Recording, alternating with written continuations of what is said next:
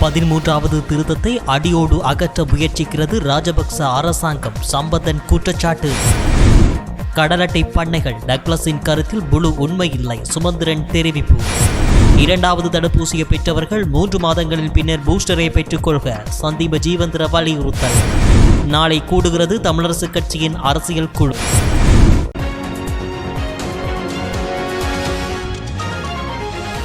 13வது திருத்தத்தை அடியோடு அகற்ற ராஜபக்ச அரசாங்கம் முயற்சிக்கிறது என தமிழ் தேசிய கூட்டமைப்பின் தலைவர் ரா சம்பந்தன் தெரிவித்துள்ளார். பத்திரிகை ஒன்றிற்கு கருத்து தெரிவிக்கையிலேயே அவர் இதனை தெரிவித்துள்ளார். அவர் மேலும் தெரிவிக்கையில், தற்போது ஆட்சியில் உள்ள ராஜபக்ச அரசாங்கமானது புதிய அரசியலமைப்பினை உருவாக்கும் முயற்சிகளில் ஈடுபட்டுள்ளதாக கூறுகின்றது. அந்த முயற்சிகளில் ஈடுபடும் ராஜபக்சக்களின் நோக்கம் வேறாக உள்ளது. குறிப்பாக தற்போதைய அரசியலமைப்பில் காணப்படும் அதிகார பகிர்வின் முதற்படியாக உள்ள 13வது திருத்தச் சட்டத்தினை அடியோடு அகற்றுவதற்குரிய நடவடிக்கைகளை எடுத்துள்ளதாக தகவல் கிடைக்கின்றன. இலங்கையில் ஆட்சிபீடத்தில் அமர்ந்திருந்த JR ஜெயவர்தன முதல் தற்போதைய கோட்டாபாய ராஜபக்ச வரையில் 13வது திருத்தச் சட்டத்தினை முழுமையாக அமுலாக்குவோம் என்று பல சந்தர்ப்பங்களில் உள்நாட்டிலும் வெளிநாடுகளிலும் சர்வதேச சமூகத்தினருக்கும் வாக்குறுதிகளை வழங்கியுள்ளனர்.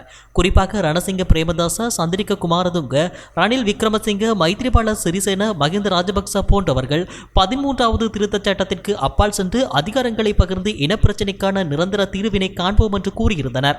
துரதிருஷ்டவசமாக அந்த வாக்குறுதிகள் பல்வேறு காரணங்கள் காரணமாக நிறைவேற்றப்படாத நிலைமை தற்போது வரையில் தொடர்கிறது. இவ்வாறான ஒரு சந்தர்ப்பத்தில் தற்போது 13வது திருத்தச் சட்டத்தினை முழுமையாக நடைமுறைப்படுத்துமாறு கோர வேண்டிய நிலை ஏற்பட்டுள்ளது. 13வது திருத்தமானது நீண்ட காலம் நீடித்துக் கொண்டிருக்கும் தமிழ் மக்களின் இனப்பிரச்சினைக்கான தீர்வாக அமையப் போவதில்லை. தமிழ் மக்களின் அபிலாசைகளை முழுமையாக பூர்த்தி செய்யப் போவதில்லை. ஆனால் அதிகார பகிர்விற்கான முதல் படியாக அது காணப்படுவதால் அவ்விடயம் அகற்றப்படுமானால் மேலும் பல பாதிப்புகள் ஏற்படுவதற்கான நிலைமைகள் தோற்றம் பெறலாம். ஆகவே அரசியலமைப்பில் உள்ள 13வது திருத்தச் சட்டத்தினை பாதுகாத்துக் கொண்டு அதற்கு அப்பால் சென்று தமிழ் மக்களின் அபிலாசைகளை பூர்த்தி செய்யும் தீர்வினை பெற வேண்டும். அதாவது ஐக்கிய இலங்கைக்குள் சமஷ்டி அடிப்படையிலான அதிகார பகிர்வுடனான அர்த்த புஷ்டியான நீடித்து நிலைத்திருக்கக்கூடிய நிரந்தரமான தீர்வு காணப்பட வேண்டும் என்றார். கடலட்டை பண்ணை அமைப்பதில் பிரதேச சபைகளின் கருத்துக்களை பெற்றுக்கொள்ள வேண்டும் என தான் கூறிய கருத்தை மறைத்து ஒரு பகுதியை மாத்திரம் வெளியிட்டுள்ளதாக தமிழ் தேசிய கூட்டமைப்பின் நாடாளுமன்ற உறுப்பினர் M.A. சுமந்திரன் தெரிவித்துள்ளார். ஜாலில் இன்று ஊடகவியலாளர்கள் எழுப்பிய கேள்விக்கு பதிலளிக்கும் போதே அவர் குறித்த விடயத்தை தெரிவித்துள்ளார். கிளிநொச்சி மாவட்ட அபிவிருத்தி சபை கூட்டத்திலே இந்த விடயத்தை பற்றி அபிவிருத்தி குழு தலைவர் அமைச்சர் டக்ளஸ் தேவானந்தா பிரஸ்தாபித்திருந்தார். சட்டத்திலே அனுமதி எடுக்க தேவையில்லை என்று இருக்கிறது என்று சொல்லி அந்த சட்டத்தின் பிரதி ஒன்றை எனக்கு காண்பித்தார். அதை படித்து பார்த்தபோது பிரதேச சபையினுடைய கருத்தை பெற வேண்டும் என்று அதிலே சொல்லப்பட்டிருக்கிறது. நான் அதனை படித்து காண்பித்தேன். பிரதேச சபையுடைய கருத்தை பெற வேண்டும் என்று சொல்லப்பட்டிருக்கிறது. அனுமதி என்ற சொல் இல்லை என்பது உண்மை.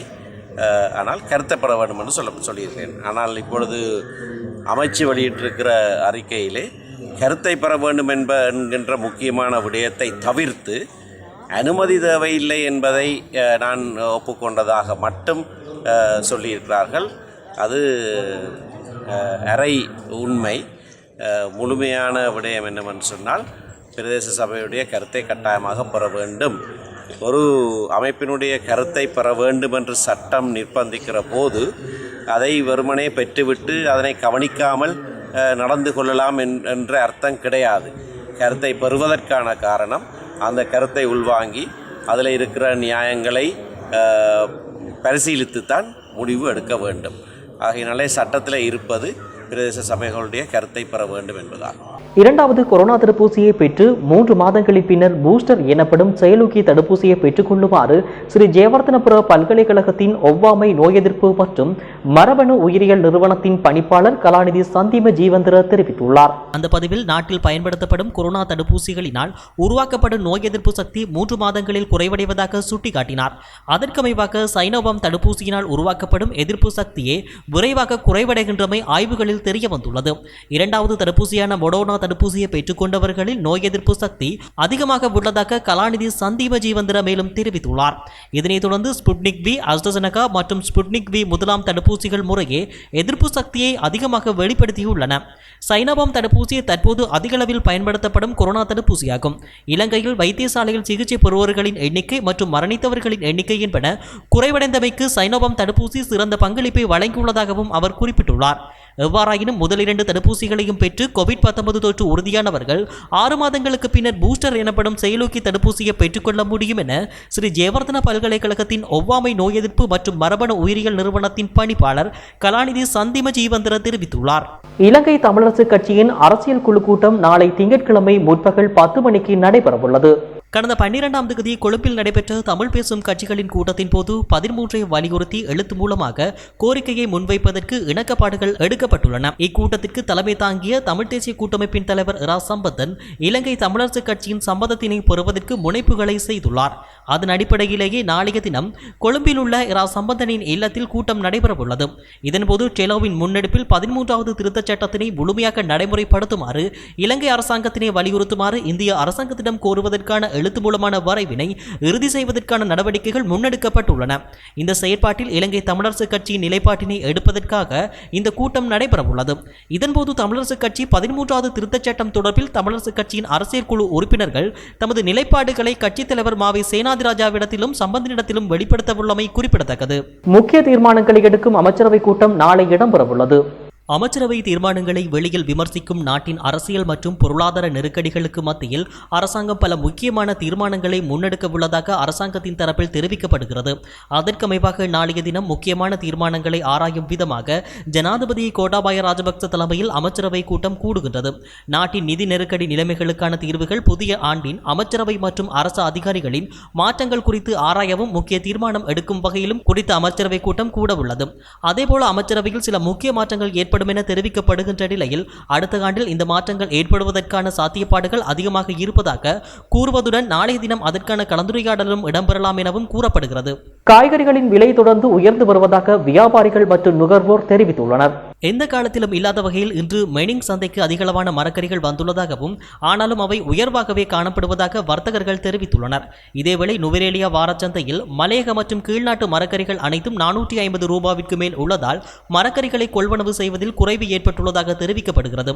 இதேபோன்ற சூழ்நிலையில் காய்கறி வியாபாரத்தை கைவிட்டு வேறு தொழிலுக்கு செல்ல வேண்டிய நிலை ஏற்பட்டுள்ளதாக வாரச்சந்தை வியாபாரிகள் கூறுகின்றனர். ஒருவர் எவ்வளவு திறமையானவராக இருந்தாலும் மற்றவர்களின் ஆதரவின்றி வெற்றி பெற முடியாது என ஜனாதிபதி கோட்டாபாய ராஜபக்ச தெரிவித்துள்ளார். தியத்தலாவ இராணுவ விஞ்ஞான கல்லூரியில் இன்று முற்பகல் இடம்பெற்ற 96வது தடவை வெளியேறும் அணிவகுப்பை வரவேற்கும் நிகழ்வில் கலந்து கொண்டு உரையாற்றும் போது ஜனாதிபதி கோட்டாபாய ராஜபக்ச இதனை தெரிவித்துள்ளார். அங்கு தொடர்ந்து உரையாற்றிய அவர், பின்னடைவுகள் பாதையின் ஒரு பகுதி, அவற்றை வெற்றிகரமாக எதிர்கொண்டு துணிச்சலான தீர்மானங்களை எடுக்கக்கூடியவராக தலைவர் இருக்க வேண்டும். ஒரு இராணுவ அதிகாரியின் வாழ்க்கையில் ஒழுக்கம் என்பது மிக உயர்ந்த நட்பண்பு. நம்பிக்கை மற்றும் அணியின் ஏனையவர்கள் மீதான நம்பிக்கையே ஒரு தலைவரின் வெற்றியின் இதயம். ஒருவர் எவ்வளவு திறமையானவராக இருந்தாலும் மற்றவர்களின் ஆதரவின்றி வெற்றி பெற முடியாது என்றும் அவர் தெரிவித்துள்ளார். அடுத்த ஆண்டு ஜனவரி முதல் பொது இடங்களில் தடுப்பூசி அட்டையை கட்டாயமாக்க அரசாங்கம் தீர்மானித்துள்ளதாக சுற்றுலாத்துறை அமைச்சர் பிரசன்ன ரணதுங்க தெரிவித்துள்ளார். ஹம்பகா மாவட்ட செயலகத்தில் நடைபெற்ற விசேட சந்திப்பில் கலந்து கொண்டு கருத்து தெரிவிக்கையிலேயே அவர் இவ்வாறு தெரிவித்துள்ளார். இதற்கான மேலதிகமான செயற்பாடுகளை சுகாதார அமைச்சு மேற்கொண்டு வருவதாக அவர் குறிப்பிட்டார். எனவே கிடைக்கும் முதல் சந்தர்ப்பத்தில் தடுப்பூசியை பெற்றுக்கொள்வது சகல பிரஜைகளின் பொறுப்பாகும் எனவும் அமைச்சர் பிரசன்ன ரணதுங்க மேலும் தெரிவித்துள்ளார். வனபிதா அருட்கலாநிதி எஸ் சந்துரு பெர்னாண்டோ சர்வதேச இசைக்கல்விக்கான பயிற்சி நிலையத்தின் இலங்கை தூதுவராக நியமனம் செய்யப்பட்டுள்ளார். பிரதமர் மஹிந்த ராஜபக்சவின் மத விவகாரங்களுக்கான இணைப்புச் செயலாளரும் அகில இலங்கை கிறிஸ்தவ அபிவிருத்தி ஒன்றியத்தின் தலைவரும் சர்வதேச கிறிஸ்தவ தலைவர்களின் ஒருங்கிணைப்பாளரும் ஸ்தாபகருமான வனபிதா அருட்கலாநிதி எஸ் சந்துரு பெர்னாண்டோ சர்வதேச இசைக்கல்விக்கான பயிற்சி நிலையத்தின் இலங்கை தூதுவராக நியமனம் செய்யப்பட்டுள்ளார். அமெரிக்காவை தலைமையகமாக கொண்டு செயல்படும் சர்வதேச இசைக்கல்விக்கான பயிற்சி நிலையத்தின் ஸ்தாபகரும் பணிப்பாளர் சபை அங்கத்தவரும் சர்வதேச தலைவருமான எபினேசர் ஜோன் போல் அவர்களினால் சென்னை சுகஜீவ பேராலயத்தில் வைத்து இந்த நியமனம் செய்யப்பட்டுள்ளது.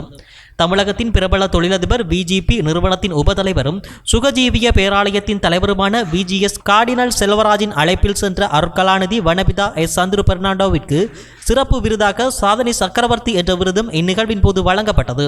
தற்போதைய அரசாங்கம் விவசாயிகளின் உயிருடன் விளையாடுவதாகவும் இன்று விவசாயி தனது நெற்பயிர்களை பார்த்து பெருமூச்சு விடுவதுதான் எஞ்சியுள்ளது என எதிர்க்கட்சித் தலைவர் சஜித் பிரேமதாச தெரிவித்துள்ளார்.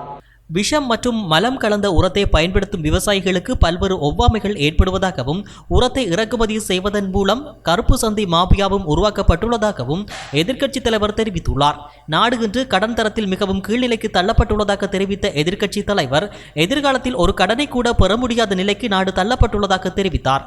எதிர்க்கட்சித் தலைவர் சஜித் பிரேமதாச நேற்று லுணுகம் பெஹர பெரலிகள பிரதேசத்தில் நகருக்கு நகரம் கிராமம் கிராமமாக வீடு வீடாக செல்லும் நிகழ்ச்சியின் மூலம் மக்கள் கருத்து கேட்பு கூட்டத்தில் கலந்து கொண்டார்.